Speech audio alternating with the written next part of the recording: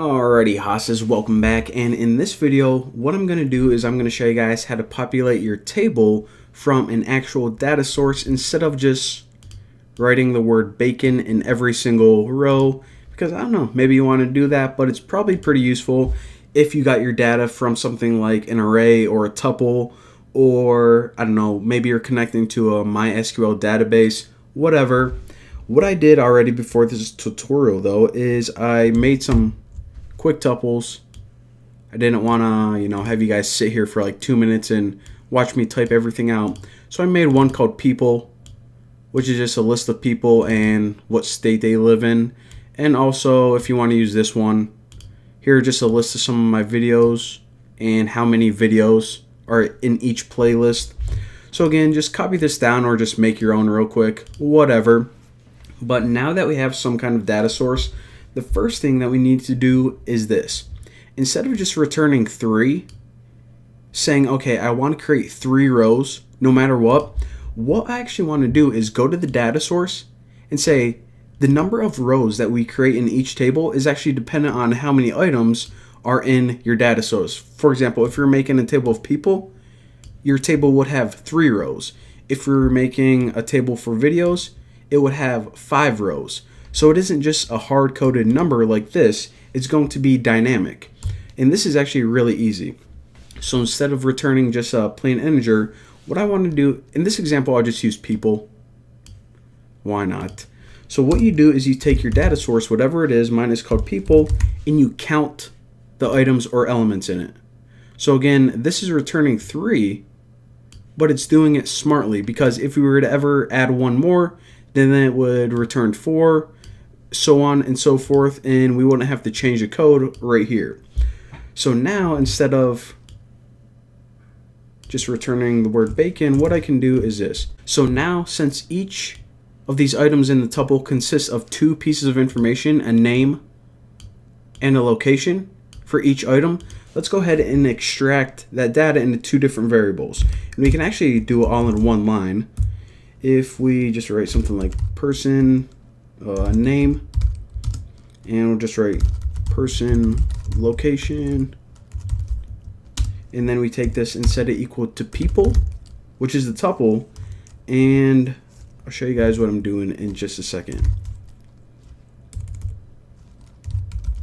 So index path dot row. All right, so check this out. Actually, let me tighten this up just a bit. All right, so remember, what this method is going to do is it's going to be called every single time we want to create a new row. Now before, what we did is we just returned the cell with the word bacon in it, and that's why it stuck bacon into every single one. But what we're doing here is we're saying, okay, go to this tuple, and the contents that we want to return is dependent on where you're at in your loop. Now, how do we do that? Well, this index path row, this is a variable that gets passed into us whenever it's creating our table. So the very first time it calls this method, index path is going to be 0. The next time when it tries to create the next row, it's going to be 1. And the last time, since there are only 3 rows in this table, it's going to be 2. So 0, 1, and 2.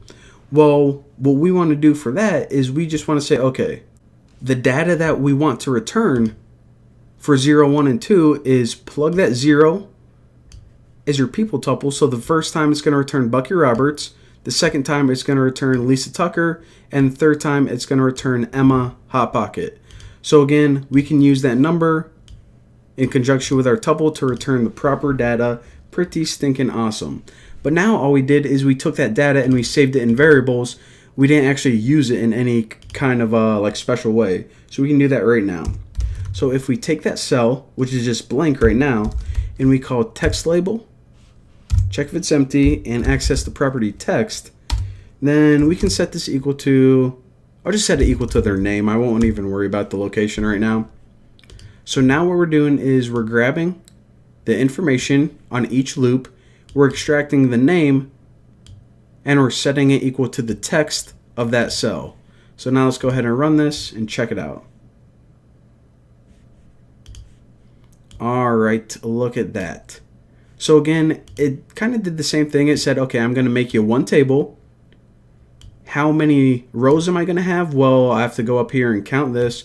1, 2, 3. All right, so you want a table with 3 rows. Now, what do you want to, let me show this again. What do you want the contents to be? Well, every time I create a row, I'm going to call index path 0. What's the 0? Oh, that's Bucky Roberts. What's 1? Lisa Tucker. What's 2? Emma Hot Pocket. Now, of course, I'm going to take each of their names and set it equal to the text for that cell and print it out.